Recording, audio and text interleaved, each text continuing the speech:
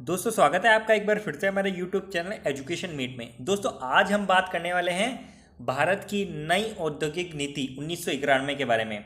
उसके क्या क्या फीचर्स थे या फिर क्या विशेषताएं थी और क्यों भारत को इस औद्योगिक नीति की ज़रूरत पड़ी थी, इन सब के बारे में दोस्तों आज हम चर्चा करने वाले हैं। तो आइए दोस्तों ज़्यादा टाइम ना वेस्ट करते हुए शुरू करते हैं आज की हमारी वीडियो। आगे बढ़ने से पहले दोस्तों मैं आपको बता दूं, आप हमारे फेसबुक या इंस्टाग्राम पेज से जुड़ सकते हैं शशांक टाक के नाम से, ठीक है। तो दोस्तों सबसे पहले हम बात करते हैं कि भारत को क्यों इस आर्थिक नीति की जरूरत पड़ी, क्यों आर्थिक नीति लागू करनी पड़ी नई 1991 में। ऐसे क्या हालात थे कि हमें नई आर्थिक नीति बनानी पड़ी, ठीक है, आर्थिक नीति या औद्योगिक नीति। तो कुछ पॉइंट्स से दोस्तों इसको समझने की कोशिश करते हैं। एक तो दोस्तों राजस्व घाटा, उस समय राजस्व घाटा जो है बहुत ज़्यादा था। अब राजस्व घाटा क्या होता है, आप सिंपल शब्दों में ये बोल सकते हो दोस्तों कि जब खर्चे आय से ज़्यादा हो जाते हैं ना तो उसको राजस्व घाटा बोलते हैं, ठीक है। जब खर्चे ज़्यादा हो जाते हैं, इनकम कम होती है, तो राजस्व घाटा जो है बहुत ज़्यादा बढ़ चुका था उस समय, ठीक है। इसके अलावा दोस्तों भारत की जो भी कुल कमाई थी ना, भारत की जो कुल कमाई थी उस कुल कमाई का 40% तो केवल उसका ब्याज चुकाने में निकल जाता था, केवल उसका ब्याज चुकाने में। मतलब जैसे भारत की कमाई हुई 100 रुपये, तो उसका 40 रुपये तो अपन ब्याज ही दे रहे हैं। किनको? जिन दूसरे देशों से हमने लोन ले रखा है या जिन संस्थाओं से हमने लोन ले रखा है उनको चुकाने में, ठीक है। तो उस समय ऋण या फिर लोन बहुत ज़्यादा हो गए थे और ज़्यादा अधिकतर पैसा उनका ब्याज में ही चला जाता था। इसके अलावा दोस्तों जैसा कि मैंने बताया, जीडीपी यानी सकल घरेलू उत्पाद की ग्रोथ दर जो है 81-82 के आसपास, जो कि 10% थी। मतलब 10% प्रति वर्ष की ग्रोथ रेट से हम विकास कर रहे थे, ज़्यादा उत्पादन हो रहा था, ठीक है। जो इसकी ग्रोथ रेट जो है गिरकर मात्र 1% पर आ गई थी। 1990 के आसपास की बात है दोस्तों ये, ठीक है। इसके अलावा जो हम आयात कर रहे थे दूसरे देशों से, तो आयात का पेमेंट करने के लिए जो हमारे पास विदेशी मुद्रा कोष होता है ना, वो केवल एक हफ्ते का ही बचा था कि हम एक हफ्ते तक ही आयात कर सकते हैं, उसके बाद हम आयात भी नहीं कर पाएंगे। मतलब हमारे पास इतने ही पैसे हैं आज कि हम एक हफ्ते तक अपने आयातों का पेमेंट कर पाएंगे, उसके बाद नहीं कर पाएंगे। ऐसी स्थिति उस समय थी।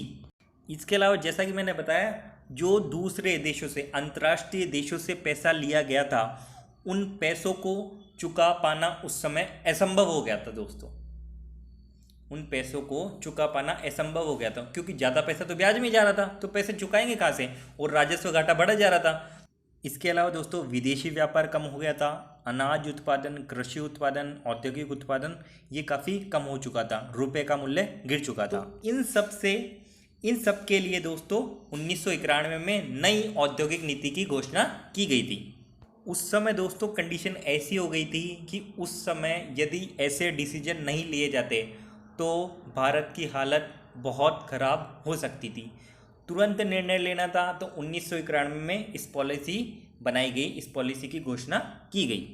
अब ये दोस्तों जो नई पॉलिसी आई थी, उस नई पॉलिसी को मैं एक सेंटेंस में बताता हूँ, ठीक है। तो यह जो पॉलिसी आई वो अपने उद्योगों को लाइसेंसिंग प्रणाली से मुक्त करना चाहती थी। जो ज़्यादातर उद्योग थे जिनमें लाइसेंस की ज़रूरत पड़ती थी, उनसे मुक्त करना चाहती थी, जिसे हम उदारीकरण कहते हैं दोस्तों, जिसे हम आज उदारीकरण के नाम से जानते हैं। इसके अलावा सार्वजनिक क्षेत्र की भूमिका को कम करना चाहती थी। मतलब पब्लिक सेक्टर ज़्यादा थे, उनको प्राइवेट सेक्टर में बदलना चाहती थी, जिसे हम निजीकरण बोलते हैं। और औद्योगिक विकास के लिए विदेशी निवेश को प्रोत्साहन देना चाहती थी। जो बाहर के लोग हैं, एनआरआई हैं या बाहर के इन्वेस्टर हैं, उनको दोस्तों आकर्षित करना चाहती थी कि वे भारत में आए, अपना पैसा लगाए, जिसे हम वैश्वीकरण कहते हैं दोस्तों। तो सिंपल कहा जाए तो यह जो पॉलिसी आई वो उद्योगों को लाइसेंसिंग प्रणाली से मुक्त करना चाहती थी, सार्वजनिक क्षेत्र की भूमिका को कम करना चाहती थी और विदेशी निवेश को प्रोत्साहन देना चाहती थी, जिसे हम क्रमशः उदारीकरण, निजीकरण और वैश्वीकरण कहते हैं। तो उम्मीद करता हूँ दोस्तों आपको ये तो समझ में आया होगा कि इस पॉलिसी की हमें आवश्यकता क्यों पड़ी, ठीक है। मतलब यह पॉलिसी क्यों बनाई गई थी। अब यदि इसके विशेषताओं की दोस्तों यदि बात की जाए या फीचर्स की इसकी बात की जाए, तो हम बोल सकते हैं कि मात्र 6 उद्योगों को लाइसेंसिंग प्रणाली के अंतर्गत रखा गया था। केवल मात्र 6 उद्योग ऐसे थे जिनके लिए आपको लाइसेंस लेना जरूरी था और सभी को लाइसेंस से मुक्त कर दिया गया था। ठीक है। इसके अलावा दोस्तों बात की जाए तो मार्केट में दोस्तों प्राइवेट सेक्टर का रोल बढ़ा दिया गया था। मतलब केवल 4 ही उद्योग ऐसे थे, केवल 4 ही उद्योग ऐसे थे जो पब्लिक सेक्टर में रखे गए, बाकी सभी को प्राइवेट सेक्टर के हाथों में दे दिया गया था। इसके अलावा दोस्तों विनिवेश यानी डिसइन्वेस्टमेंट, मतलब कुछ ऐसे उद्योग जिन पर सरकारी स्वामित्व था, सरकार ने उन स्वामित्व को वापस ले लिया, मतलब उसका हस्तांतरण फिर से निजी हाथों में हो गया। इसको दोस्तों हम बोलते हैं डिसइन्वेस्टमेंट। ठीक है। इसके अलावा दोस्तों जो भारत की विदेश नीति थी उसको थोड़ा सरल बनाया गया था। ठीक है। विदेश नीति को सरल बनाया गया था और जैसे भारत में कोई कंपनी है तो उसमें विदेशी निवेश का हिस्सा 100% तक हो सकता था। कई उद्योगों में इसकी छूट दी गई जिससे कि बाहर के लोग, एनआरए या विदेशी लोग हैं, वो आकर्षित हो और पैसा लगाए। इसके अलावा दोस्तों टेक्निकल एरिया को भी खुली छूट दे दी गई थी कि वे बाहर की कंपनियों के साथ टाई अप कर सकते हैं या फिर पार्टनरशिप कर सकते हैं। इसके अलावा दोस्तों विदेशी निवेश को प्रोत्साहन देने के लिए एक बोर्ड बनाया गया था जिसका नाम था FIPB यानी फॉरेन इन्वेस्टमेंट प्रमोशन बोर्ड, जो कि दोस्तों प्रमोट करेगा और विदेशी निवेश को भारत में लाएगा। इसके अलावा दोस्तों तरह तरह के ऑफर देकर स्मॉल इंडस्ट्री को बढ़ावा दिया गया था। मतलब भारत में छोटे या लघु या कुटीर उद्योग पनपें, इसके लिए तरह तरह के उनके लिए लाभकारी योजनाएं निकाली गई थी उस समय। ठीक है। तो इस नीति के दोस्तों 3 मुख्य पार्ट हैं, जैसा कि मैंने पहले भी बताया, उदारीकरण, निजीकरण और वैश्वीकरण। तो दोस्तों सबसे पहले हम बात करेंगे उदारीकरण की। देखो उदार का मतलब क्या होता है? सरल करना। चीज़ों को सरल करना ही उदारीकरण कहलाता है। मतलब जो चीज़ें पहले जटिल थी अब उनको सरल किया जाना था। तो उदारीकरण का मतलब दोस्तों सीधा सा क्या था कि लाइसेंसिंग प्रणाली को कम से कम करना या ख़त्म करना। ठीक है। इसके अलावा जो भी प्रतिबंध थे या जो भी नियंत्रण थे उनको हटाना। भाई इंडस्ट्री पे, उद्योगों पर जो 1991 से पहले प्रतिबंध थे, ठीक है, उनको कम करना और हटाना। तो दोस्तों भारत ने उदारीकरण की नीति कुछ ऐसे अपनाई कि सबसे पहले तो यहाँ क्या है, लाइसेंसिंग प्रणाली को कम किया गया। मतलब कुछ एक उद्योगों को छोड़कर सब में लाइसेंसिंग व्यवस्था को समाप्त कर दिया। इसके अलावा जो व्यापारिक गतिविधियों पर प्रतिबंध थे या रोक थी, ठीक है, उनको हटाया गया। इसके अलावा जो रेट तय करने पर, भाई रेट कौन तय करे इस पर किसका अधिकार होता? सरकार का। तो उसको हटा दिया गया। मतलब आप अब स्वतंत्र थे, आप अपनी वस्तुओं की या सेवाओं की प्राइस जो है फिक्स कर सकते हो। आप अपनी वस्तुओं और सेवाओं की प्राइस करने के लिए अब फिक्स थे। इसके अलावा आयात और निर्यात में जो तकनीकी या कई तरह की समस्याएं आती थी, इसलिए लोग क्या है यहाँ से आयात ही नहीं करना चाहते थे। कहाँ से? बाहरी लोग यहाँ से आयात ही नहीं करना चाहते थे या ना ही निर्यात। मतलब उनकी प्रक्रिया क्या है, बहुत ही कठिन थी, जटिल थी। तो उसको दोस्तों ईजी बनाया गया ताकि इंपोर्ट और एक्सपोर्ट बढ़े। इसके अलावा दोस्तों जो भारत की विदेश पूंजी आती है, विदेशी पूंजी भारत में आए, उसकी प्रक्रिया को सरल बनाया गया था। इसके अलावा दोस्तों माल और सेवाओं में जो भी आदान प्रदान होना था उसको सरल बनाया गया, उसको स्वतंत्रता दी गई। ये तो था दोस्तों उदारीकरण का पार्ट।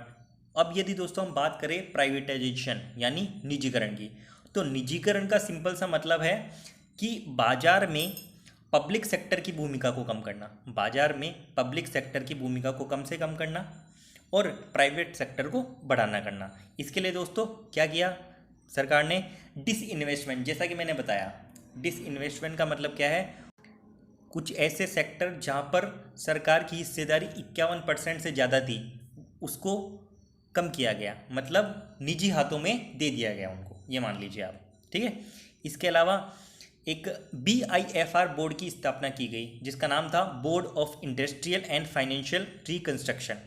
क्यों किया गया था दोस्तों? कुछ ऐसे पब्लिक सेक्टर थे, कुछ ऐसे पब्लिक सेक्टर थे जो कि बीमारू अवस्था में थे, तो उनको निकालने के लिए या उनको बचाने के लिए दोबारा से शुरू करने के लिए इस बोर्ड की स्थापना की गई थी।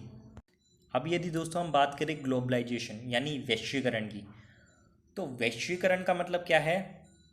अपने देश की अर्थव्यवस्था को विश्व की अर्थव्यवस्था के लिए खोलना। अपने देश की अर्थव्यवस्था को विश्व की अर्थव्यवस्था के लिए खोलना, मतलब दूसरे देशों की अर्थव्यवस्था के लिए, ठीक है, ताकि सभी अर्थव्यवस्था मिलकर एक अर्थव्यवस्था बन सके। देखो 1991 तक क्या है, भारत ने दोस्तों कई चीज़ों में कई तरह के प्रतिबंध या रेस्ट्रिक्शन लगा रखे थे। जैसे जैसे भैया आयात की मात्रा इतनी होनी चाहिए, आयात की राशि इतनी ही होनी चाहिए, तरह तरह के टैक्सेस, तरह तरह की ड्यूटियाँ ये लगा रखे थे, जिससे भारत में एक तो विदेशी निवेश को प्रोत्साहन नहीं मिल पा रहा था और आयात निर्यात पर बहुत बुरा असर पड़ रहा था। और दोस्तों हो क्या रहा था, जो विदेशी लोग हैं, एनआरआई हैं, वो भी अपना पैसा निकाल रहे थे भारत में से, वो भी अपना पैसा निकाल रहे थे भारत में से। तो ऐसे में दोस्तों भारत की स्थिति और भी ख़राब हो सकती थी कि अगर ऐसा वैश्वीकरण नहीं करेगा तो भारत तो अलग थलग पड़ जाएगा, एक मार्केट से ही अलग हो जाएगा, मतलब मार्केट में बहुत सारे देश हैं तो उस मार्केट से ही भारत तो अलग हो जाएगा। तो इसके लिए दोस्तों जैसा मैंने बताया उदारीकरण की नीति अपनाई, कई चीज़ों को सरल बनाया गया, ठीक है। इसके अलावा जो तरह तरह की ड्यूटियाँ लगती थी उनको समाप्त किया गया और कुछ कुछ ड्यूटियों को क्या है कम किया गया। इसके अलावा जो ये मात्रा के प्रतिबंध, राशि पर प्रतिबंध लगे हुए थे, इनको हटाया गया। इसके अलावा एक मैनेजमेंट एक्ट बनाया गया जिसका नाम था फॉरेन एक्सचेंज मैनेजमेंट एक्ट, जिसे हम शॉर्ट में फेमा बोलते हैं। ये एक्ट पहले भी था, किस नाम से था? Foreign exchange regulation act. इसमें कुछ कमियां थी तो उसको सुधार कर ये एक्ट बनाया गया था, जो कि विदेशी निवेश को प्रोत्साहन देगा और विदेशों से हो रहे व्यापार में जो भी अड़चनें आ रही है उनको देखेगा। तो ये कुछ सारी चीज़ें अपनाकर वैश्वीकरण किया गया भारत में। देखो ग्लोबलाइजेशन से होता क्या है दोस्तों, अपना मार्केट दुनिया के लोगों के लिए खुल जाता है, कोई भी यहाँ पर आ सकता है, कोई भी यहाँ पर व्यापार कर सकता है, कोई भी अपना पैसा लगा सकता है, एक गांव की जैसे बन जाता है, एक ग्लोबल विलेज हम जिसे कह सकते हैं। पूरी दुनिया जो है ग्लोबल विलेज बन जाती है, ठीक है। आदमी स्वतंत्र रहते हैं, जो हम ट्रांजैक्शन करते हैं वो स्वतंत्र रहते हैं, इंटरनेट का जो है एक्सचेंज होता है वो स्वतंत्र होता है, आदमी का पलायन संभव होता है, सारी चीज़ें इसमें संभव होती है ग्लोबलाइजेशन में। तो ये बहुत ज़रूरी था। तो इन सब चीज़ों से दोस्तों ये आर्थिक नीति या औद्योगिक नीति 1991 में बनी थी या फिर गिरी हुई थी, ठीक है। तो उम्मीद करता हूँ दोस्तों ये आपको समझ में आया होगा, क्यों इसकी ज़रूरत पड़ी ये समझ में आया होगा, और क्या क्या इसमें किया गया ये भी आपको समझ में आया होगा। अगले वीडियो में दोस्तों हम बात करेंगे जो भारत में ये विमुद्रीकरण, मतलब जो ये नोट हटा लिए थे ना 500 के, 1000 के, उसके बारे में दोस्तों हम बात करेंगे, उसका क्या इम्पैक्ट पड़ा भारतीय बाजार पे या भारतीय इकोनॉमी पर। तो आज के लिए धन्यवाद, खुश रहिए, मस्त रहिए, हंसते रहिए, बाय बाय।